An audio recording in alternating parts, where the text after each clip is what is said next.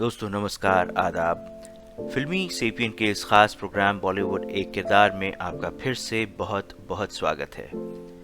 दोस्तों, हम जब भी कुछ मशहूर फिल्में देखते हैं उनमें कुछ किरदार ऐसे होते हैं जिनकी तस्वीर दिल में हमेशा के लिए गड़ जाती है।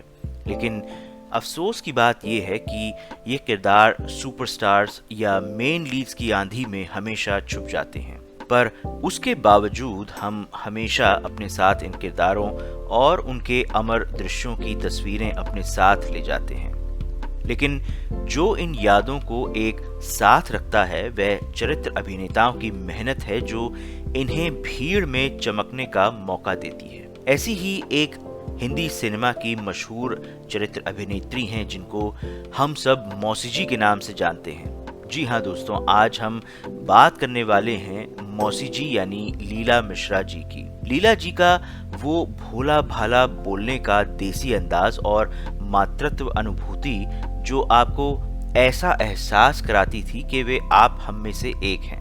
लीला मिश्रा जी का जन्म 1908 में जैस रायबरेली में एक रूढ़िवादी जमींदार परिवार में हुआ था। 12 वर्ष की अल्पायु में उनका विवाह राम प्रसाद मिश्रा जी से हो गया था, जो एक चरित्र कलाकार थे और मूक फिल्मों में काम करते थे। लीला जी 17 वर्ष की आयु में 2 बेटियों की मां भी बन गई थीं। उनके पति राम प्रसाद जी ने परंपराओं से अलग होकर नाटकों में अभिनय करना पसंद किया। राम प्रसाद जी के मन में हमेशा से सिनेमा के प्रति काफी आकर्षण था, जिसकी वजह से उन्होंने नाटकों और थिएटर में काम करने का मन बनाया। इसी के चलते वे अपनी पत्नी लीला जी के साथ बंबई चले आए। दादा साहब फाल्के जी की नासिक मूवी टोन के लिए काम करने वाले मामा शिंदे जी ने लीला जी को खोजा और पूछा कि क्या वे अभिनेत्री बनना चाहती हैं। चूंकि वे रूढ़िवादी परिवार से थीं, तो उन्होंने अपने पति से फिल्मों में काम करने के लिए पूछा और उनकी अनुमति के बाद उन्होंने फिल्मों में काम करना शुरू कर दिया। उन दिनों फिल्मों में महिला कलाकारों की भारी कमी थी। ये उस दौर की तनख्वाह से स्पष्ट था जो मिश्रा परिवार को तब मिली थी जब वे शूटिंग के लिए नासिक गए थे। राम प्रसाद मिश्रा जी को 150 के वेतन पर रखा गया था और लीला जी को 500 रुपए प्रति माह। हालांकि कैमरे के सामने उनका प्रदर्शन खराब होने के कारण उनका अनुबंध रद्द कर दिया गया। लीला जी और उनके पति रामलाल जी की अनुमति के चलते उन्हें और उनके पति को 1934 की सती सुलोचना में मंदोदरी और रावण की भूमिकाएं दी गईं। लेकिन कैमरे के सामने उनकी अनुभवहीनता के कारण उनके अनुबंध रद्द कर दिए गए। हालांकि भाग्य ने उनकी यात्रा को खत्म नहीं होने दिया। कोल्हापुर सिनेटोन, जो कि कोल्हापुर के महाराजा द्वारा स्थापित फिल्म कंपनी थी, के लिए काम करने वाले एक वितरक ने जल्द ही उन्हें देख लिया और दोनों पति पत्नी को कोल्हापुर ले जाया गया, जहां लीला जी को 1935 की फिल्म भिकारन में काम करने का मौका मिला। हालांकि लीला मिश्रा जी इस अवसर से भी चूक गईं, क्योंकि भूमिका के लिए उन्हें एक संवाद बोलते समय अभिनेता, जो उनका पति नहीं था, उसके चारों ओर अपनी बाहें रखने की आवश्यकता थी, जिसे करने से उन्होंने साफ इनकार कर दिया। बाद में उनकी पहली महत्वपूर्ण फिल्म 1937 की गंगा अवतरण रही, जिसके लिए कंपनी ने दादा साहब फाल्के जी को काम पर रखा था। यह दादा साहब फाल्के की आखिरी फिल्म थी और एकमात्र टॉकी फिल्म भी थी। लीला मिश्रा जी की पारंपरिक जीवन शैली उन्हें कैमरे के सामने कुछ भी करने की अनुमति नहीं देती थी, जैसे कि अपने पति के अलावा किसी और को न छूना। नतीजा ये हुआ कि मुख्य अभिनेत्री के तौर पर उनका करियर कभी एक सीमा से आगे नहीं बढ़ सका। 1936 में आई फिल्म होनहार में काम करते समय उन्हें इसी तरह की समस्या का दोबारा सामना करना पड़ा। इस फिल्म में उन्हें शाहू मोदक जी के साथ एक नायिका के रूप में लिया गया था, जिसमें एक सीन में लीला जी को शानू मोदक साहब को गले लगाना था, जिसे उन्होंने फिर से दृढ़ता से अस्वीकार कर दिया। चूंकि कंपनी कानूनी तौर पर कमजोर स्थिति में थी, इसलिए वे उन्हें फिल्म से बाहर नहीं कर सके, जो उनके लिए वरदान साबित हुई। उन्हें फिल्म में मोदक जी की मां की भूमिका की पेशकश की गई और लीला जी तुरंत इसमें सफल हो गईं। इससे उनके लिए 18 साल की छोटी उम्र में मां की भूमिकाएं निभाने का दरवाजा खुल गया। हालांकि इसके बाद लीला जी कलकत्ते चली गईं और फाजली भाइयों की 1940 की फिल्म कैदी, 1941 की केदार शर्मा जी की चित्रलेखा, 1942 में आरसी तलवार जी की खामोशी जैसी फिल्मों में काम किया। कलकत्ते में थोड़ा बहुत काम करने के बाद लीला जी वापस बंबई आ गईं और 1942 में फिल्म किसी से ना कहना में काम किया। ये फिल्म काफी सफल रही और इस फिल्म ने लीला जी को उस वक्त के कुछ अच्छे चरित्र अभिनेताओं की श्रेणी में खड़ा कर दिया। लीला जी ने अगले कुछ दशकों में अपने समय की कुछ सबसे प्रतिष्ठित फिल्मों में काम किया।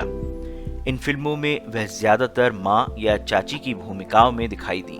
उनमें से उल्लेखनीय फिल्में हैं 1946 की फिल्म अनमोल घड़ी और 8 दिन, 1947 की शहनाई, 1951 की फिल्म बहार और आवारा, 1957 की फिल्म प्यासा, 1962 की पहली भोजपुरी फिल्म गंगा मैया तोहे प्यारी चढ़ैबो, 1962 की फिल्म किंग कॉन्ग, 1964 में दूर गगन की छांव में, 1967 में बहू बेगम, 1972 में परिचय, 1975 में जय संतोषी मां, 1981 में उमराव जान और 1982 में कथा। उनके व्यापक फिल्मी करियर में जो चीज तुरंत ध्यान देने योग्य है वह फिल्म निर्माताओं की विशाल विविधता है, जो अपनी फिल्मों में महत्वपूर्ण सहायक किरदारों को चित्रित करने के लिए उन पर भरोसा करने लगे। एक अभिनेत्री के रूप में उनकी प्रतिष्ठा केवल लोकप्रिय सिनेमा के क्षेत्र तक ही सीमित नहीं थी। मशहूर निर्माता निर्देशक सत्यजीत रे साहब ने 1977 में शतरंज के खिलाड़ी फिल्म में हिरिया के किरदार निभाने के लिए उनकी प्रतिभा का इस्तेमाल किया और अगर कलकत्ता जाने में उनकी अनिच्छा न होती तो वे उनके साथ काम करना जारी रखती। उन्होंने 1958 में फिल्म लाजवंती में भी अभिनय किया, जिसे कांस फिल्म फेस्टिवल में पाम d'Or के लिए भी नामांकित किया गया था। लीला जी ने बासु चैटर्जी की 1979 की फिल्म बातों बातों में एक क्रिश्चियन महिला की भूमिका निभाने के लिए अपने आराम क्षेत्र से बाहर कदम रखा। हालांकि आज के दर्शकों के लिए उन्हें सबसे ज्यादा 1975 की सुपरहिट फिल्म शोले के जीवंत मौसीजी के रूप में याद किया जाता है, जो वीरू यानी धर्मेंद्र जी और बसंती यानी हेमा मालिनी जी के बीच रोमांस में बाधा डालती हैं। उनके और अमिताभ बच्चन साहब द्वारा अभिनीत विवाह प्रस्ताव दृश्य को काफी प्रसिद्धि मिली।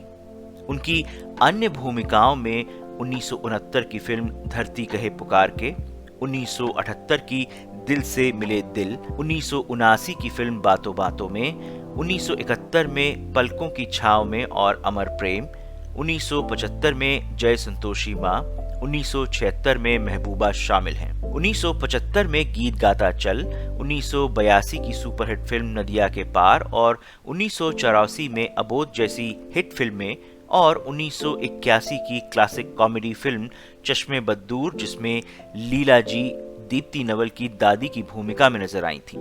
उनकी आखिरी फिल्म मिथुन चक्रवर्ती जी और पद्मिनी कोल्हापुरी जी के साथ 1989 की दाता रही। लीला मिश्रा जी ने लगभग 5 दशकों तक 200 से अधिक फिल्मों में चरित्र अभिनेता के रूप में काम किया। उनकी भूमिकाएं मां, सौम्य या दुष्ट चाची से लेकर हास्य भूमिकाओं तक भिन्न थीं। फिल्म नानी मां के लिए उन्हें वर्ष 1981 में मॉस्को फिल्म फेस्टिवल में सर्वश्रेष्ठ अभिनेत्री और सर्वश्रेष्ठ कॉमेडी डिप्लोमा पुरस्कार से सम्मानित किया गया। उन्हें 73 वर्ष की आयु में सर्वश्रेष्ठ अभिनेत्री का पुरस्कार मिला। 80 वर्ष की आयु में 17 जनवरी 1988 को लीला मिश्रा जी का बंबई में निधन हो गया। उन्होंने अपने फिल्मी करियर को जमीनी परिप्रेक्ष्य के साथ साथ भरपूर हास्य और जीवंतता के साथ आगे बढ़ाया। एक अभिनेत्री के रूप में उनकी बहुमुखी प्रतिभा के लिए उन्हें याद किया जाएगा, जिसने उन्हें भारतीय फिल्म इतिहास के कुछ सबसे महत्वपूर्ण क्षणों का हिस्सा बनाया। दोस्तों, हमने उनके परिवार के बारे में जानने की बहुत कोशिश की। पर उनके परिवार और उनकी बेटियों के बारे में इंटरनेट या अन्य जगहों पर ज्यादा जानकारी उपलब्ध नहीं है। दोस्तों, आप भी अभिनेत्री लीला मिश्रा जी के बारे में कुछ और बातें साझा करना चाहें तो हमें कमेंट करके जरूर बताएं। और अगर आपको लीला जी से जुड़ी हुई ये जानकारियां पसंद आईं तो इस वीडियो को लाइक, शेयर और सब्सक्राइब कीजिए। और हमें कमेंट करके ये भी बताइए कि और किस मकबूल शख्सियत के बारे में आप जानना पसंद करेंगे। दोस्तों, अब आप हमसे YouTube के अलावा Instagram के जरिए भी जुड़ सकते हैं। इंस्टा हैंडल आप स्क्रीन पर देख सकते हैं। इसके अलावा अब हमने अपनी कम्युनिटी फिल्मी सेपियन व्हाट्सएप कम्युनिटी पर भी एक्टिव कर दी है। आप स्क्रीन पर उसको भी देख सकते हैं और उसे भी सब्सक्राइब कर सकते हैं। एक बार फिर से आप सबको फिल्मी सेपियन के इस खास प्रोग्राम एक किरदार वीडियो देखने का बहुत बहुत शुक्रिया। धन्यवाद।